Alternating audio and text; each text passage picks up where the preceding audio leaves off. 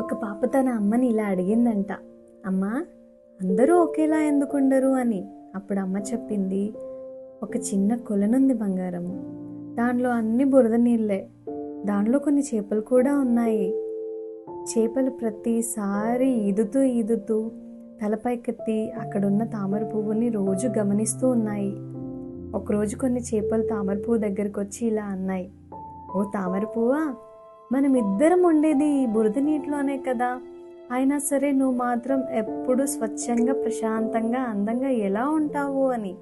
అప్పుడు తామర పువ్వు నవ్వుతూ చెప్పిందంట, నిజమే, బురదని నా మొదలు, కానీ నా వేర్ల దగ్గరే ఆగిపోతుంది.